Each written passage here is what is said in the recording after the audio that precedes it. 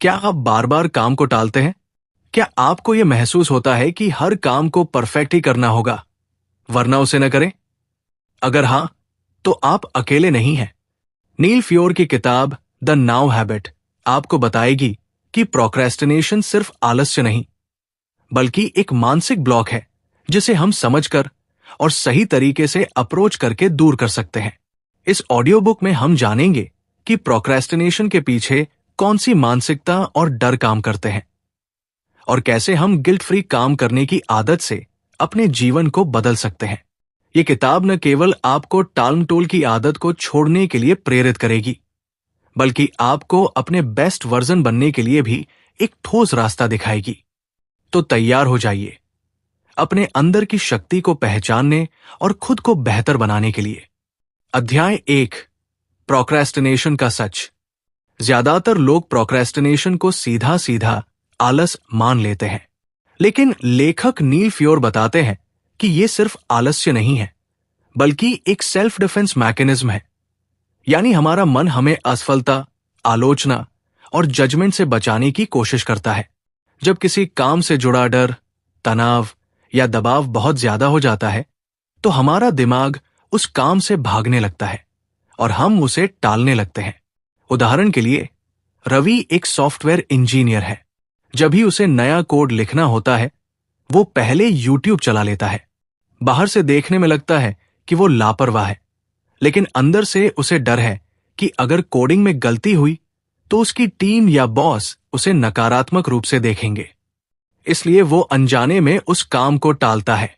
इस अध्याय का संदेश यही है, प्रोक्रेस्टिनेशन को समझें, न कि खुद को दोष दें। जब आप कारण पहचानते हैं, तभी समाधान शुरू होता है। अध्याय 2, मुझे करना है को मैं चुनता हूं में बदलना। इस अध्याय में नील फ्योर एक बहुत ही गहरी और प्रभावशाली बात कहते हैं। अपनी सोच और भाषा को बदलो तो जिंदगी बदल सकती है। अक्सर हम कहते हैं, मुझे ये करना ही पड़ेगा, कोई ऑप्शन नहीं है, अगर नहीं किया तो बुरा होगा। और ये सोच हमें बोझ महसूस कराती है। नील का सुझाव है कि इन मजबूरी वाले शब्दों को चॉइस और नियंत्रण से जोड़ो। जैसे, मुझे प्रेजेंटेशन बनानी है, मैं प्रेजेंटेशन बनाना चुनता हूं, क्योंकि इससे मेरी ग्रोथ होगी। मुझे पढ़ाई करनी है, मैं पढ़ाई करना चुनता हूं, ताकि मैं अपने लक्ष्य को पा सकूं।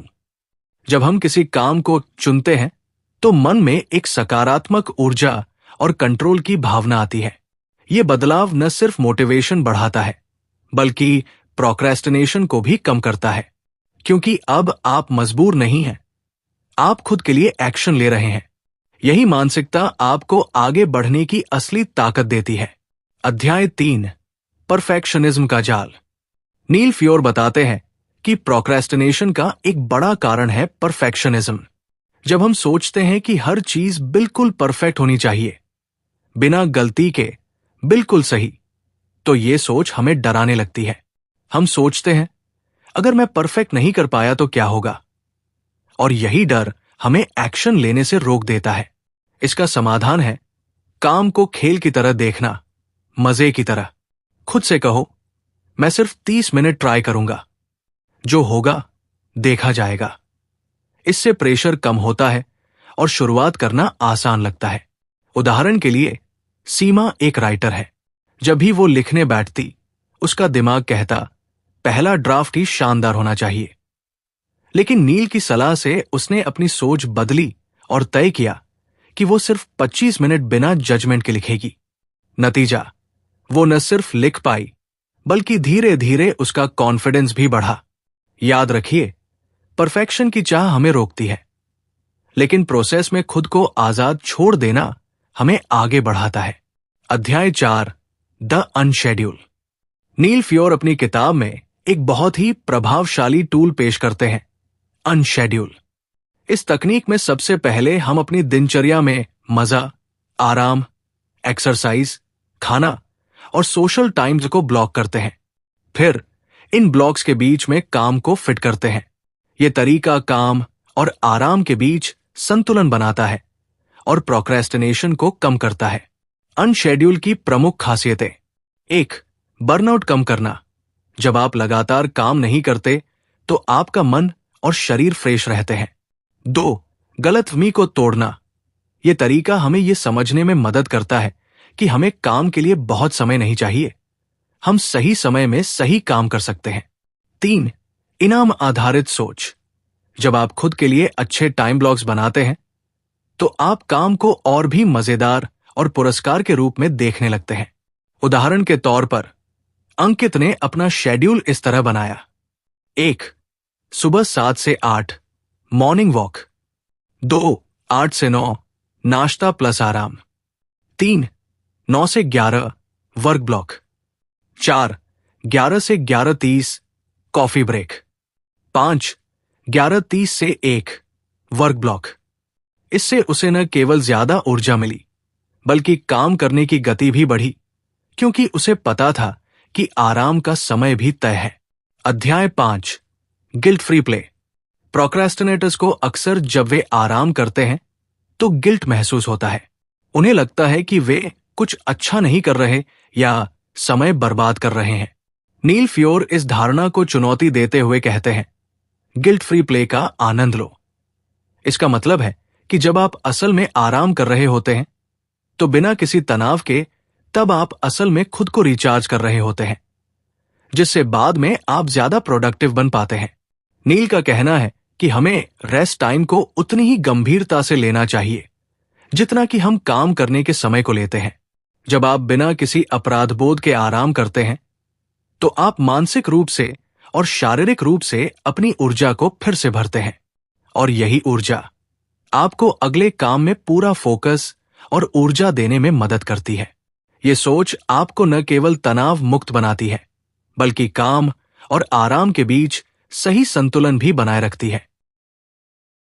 अध्याय 6 तैयार होने से पहले शुरू करना।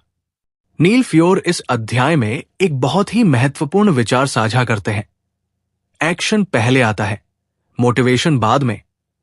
अक्सर हम ये सोचते हैं कि मोटिवेशन का इंतजार करें और फिर काम शुरू करें, लेकिन नील का कहना है मोटिवेशन कभी भी आपके पास नहीं आएगा जब तक आप काम शुरू नहीं करते। आपको पहले कदम उठाना होगा, फिर धीरे धीरे आपका मोटिवेशन भी बढ़ेगा। उदाहरण के लिए मनीष हमेशा सोचता था कि जब मूड बनेगा तभी पढ़ाई करेगा, लेकिन नील की तकनीक को अपनाकर उसने एक 5 मिनट का टाइमर लगाया और पढ़ाई शुरू कर दी। ये एक छोटा कदम था, लेकिन धीरे धीरे ये आदत बन गई और अब वो बिना किसी मानसिक प्रतिरोध के पढ़ाई कर लेता है। इसका संदेश यही है कि आपको बस शुरुआत करनी है, भले ही वो 5 मिनट के लिए ही क्यों न हो। एक बार आप शुरुआत कर लेते हैं तो धीरे धीरे मोटिवेशन अपने आप आ जाता है। अध्याय 7 नेगेटिव सेल्फ टॉक को बदलना। नेगेटिव सेल्फ टॉक, जैसे मैं कभी टाइम पर नहीं करता, मैं लूजर हूं, मैं कभी सफल नहीं हो सकता, ये सभी विचार हमारे दिमाग को असफलता की ओर कंडीशन करते हैं। जब हम खुद से ऐसे शब्द कहते हैं तो हम अपने आत्म संस्कार और आत्मविश्वास को नष्ट करते हैं और ये प्रोक्रेस्टिनेशन को बढ़ावा देता है। नील फ्योर का कहना है कि हमें इन नेगेटिव विचारों को सकारात्मक अफर्मेशन से बदलना चाहिए। सकारात्मक अफर्मेशंस जैसे 1. मैं हर दिन बेहतर हो रहा हूं। 2. मैं एक्शन लेने में सक्षम हूं। 3. मैं अपने समय का मास्टर हूं। इन विचारों से हमारा दिमाग सकारात्मक दिशा में कंडीशन होता है और हमें आत्मविश्वास और फोकस मिलता है। नील के अनुसार जब हम खुद से अच्छे शब्द कहते हैं तो ये न केवल हमारे मानसिक स्थिति को बेहतर करता है बल्कि हमारे प्रदर्शन को भी सुधारता है। इसलिए नेगेटिव सेल्फ टॉक से दूर रहकर सकारात्मक और उत्साहजनक अफर्मेशंस का अभ्यास करें और अपनी सोच को नया दिशा दें। अध्याय 8 फ्लो स्टेट और क्रिएटिव वर्क। जब आप रिलैक्स होते हैं और आपके ऊपर कोई दबाव नहीं होता तो आप फ्लो स्टेट में होते हैं। फ्लो वो स्थिति है जब आप अपने काम में पूरी तरह से खो जाते हैं, बिना किसी जजमेंट या रुकावट के। इसे नील फ्योर ने पूरी एकाग्रता प्लस बिना जजमेंट के काम के रूप में परिभाषित किया है। जब हम फ्लो में होते हैं तो हमारा दिमाग पूरी तरह से काम पर फोकस करता है और हम अपनी क्रिएटिविटी को खुलकर व्यक्त कर पाते हैं। फ्लो में जाने के लिए 3 महत्वपूर्ण तत्व होते हैं। 1. अनशेड्यूल, अपने दिन में काम और आराम के बीच संतुलन बनाए रखना। 2. गिल्ट फ्री प्ले, आराम करते समय बिना किसी अपराध बोध के खुद को रिचार्ज करना। 3. अफर्मेशन, सकारात्मक सोच को अपनाना और अपने आत्मविश्वास को बढ़ाना। इन तीनों तत्वों के माध्यम से हम फ्लो स्टेट में पहुंच सकते हैं, जहां हम बिना किसी मानसिक अवरोध के अपने काम को पूरी क्षमता से कर सकते हैं। अध्याय 9, फेल होने के डर को हराना। फेलियर से डर तब होता है जब हम अपनी वैल्यू को सिर्फ सफलता से जोड़कर देखते हैं, जब हम अपनी पहचान और आत्मसम्मान को सिर्फ रिजल्ट से मापते हैं, तो असफलता हमें बहुत बड़ा डर देती है। हम सोचते हैं कि यदि हम असफल होते हैं तो हमारी वैल्यू घट जाएगी या हम दूसरों के सामने छोटे दिखेंगे।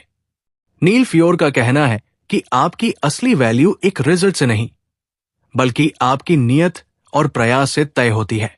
जब आप किसी कार्य में पूरी नियत और मेहनत के साथ लगे होते हैं, तो फेलियर सिर्फ एक परिणाम है जो सीखने का एक जरिया है।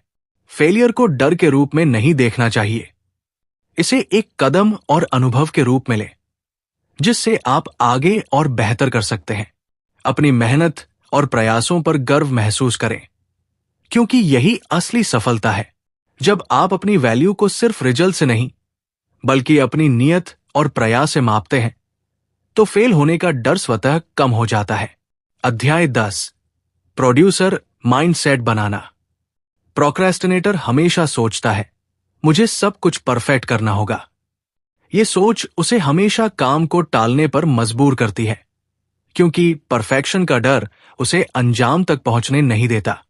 लेकिन नील फियोर प्रोड्यूसर माइंडसेट की बात करते हैं, जिसमें हम ये मानते हैं कि हमें हर दिन कुछ न कुछ प्रोड्यूस करना चाहिए, चाहे वो छोटा हो या बड़ा।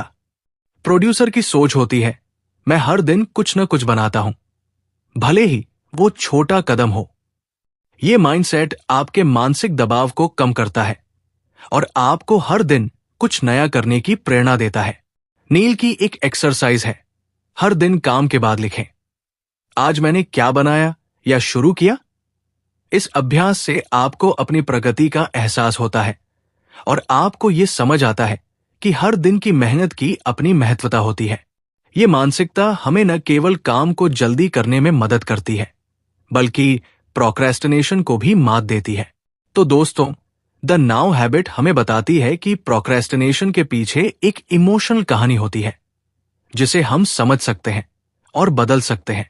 नील फियोर के प्रैक्टिकल टूल्स जैसे अनशेड्यूल, गिल्ट फ्री प्ले और लैंग्वेज शिफ्ट हमें अपने काम से दोस्ती करना सिखाते हैं। अब वक्त है कि आप भी कहीं लिख दें, मैं कल नहीं